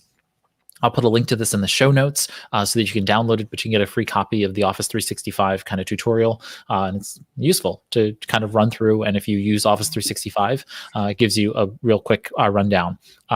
Apple M1 Mac Mini is currently discounted. There's a link to it, and I forget what the discount is. I think it's like $50, something like that currently.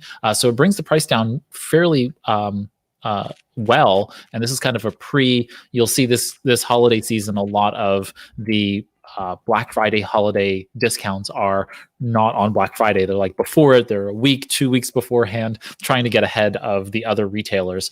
And so the Apple M1 Mac Mini is on discount right now. And last but not least is Scott H. Young, which is also his .com, scottHyoung.com. He put out this complete guide to motivation, and I just thought it was a really useful and a wonderful deep dive into motivation. I don't agree with everything, but it's a good primer or if you're British, primer on the concept of motivation and the various modalities within, or the various components of motivation, sometimes called factors. So just a really good guide to get you started. And so it's well worth checking out. That being the case, we have reached the end of our time together for Anything But Idle. And I wanted to give Frank and Art a chance to tell everybody where they can keep up to date with them. And so with that, Dr. Buck, I'll put you up first. Where can folks find you and keep on top of your work? One place, buck.org. That's my So website. 1 second, you tripped up again on audio there. So it's frankbuck.org. Cool, go for it. Keep going. frankbuck.org. And as you see there on Twitter and Instagram, I'm at Dr. Frank Buck. Would love for you to come by and learn more about me. Publish content every Tuesday. Get on my email list. I've got a couple of free gifts for you right off the bat. Wonderful. Thank you so much for joining us on Anything But Idle, Frank. And Art, where can folks keep on top of work that you're doing over there at the Idea Pump? Well, right now, that's a perfect place to do it, although there is something new coming. Something has sprouted, and it's starting to grow. And once it's ripe, which should be just after the first of the year, it's going to be something fun. So just you can stop over there and you'll get little tidbits as I start to get closer. But the idea literally started today, and it seems to be off and running on its own. So wonderful. Thanks for joining us on Anything But Idle, Art. My pleasure. Thanks a lot, guys. All right. And with that, that brings us to the end of Anything But Idle. Thank you, Augusto, for joining me as always and helping to prepare for these shows. It is not easy putting on Anything But Idle, and Augusto helps me tremendously to make sure that happens. So thank you, sir. Thank you. And with that, that brings us to the end of the show. If we missed something, if we missed an article, a story that you think everybody should know about, feel free to go ahead over to anythingbutidle.com, and you can post a comment directly on the episode and let us know. You can also tweet or direct message us, DM us on Twitter at anythingbutidle. We've got the DMs open for you to be able to do that. If a comment or question about anything we discussed here, you can also do that by visiting anythingbutidle.com, going to the episode page, or going to the contact page and shooting us a message. There on Anything But Idle, it actually contains our show notes for each episode, which includes links to all the stories, tools that we talked about, any extra items, our announcement links, and we also provide a machine-generated transcript.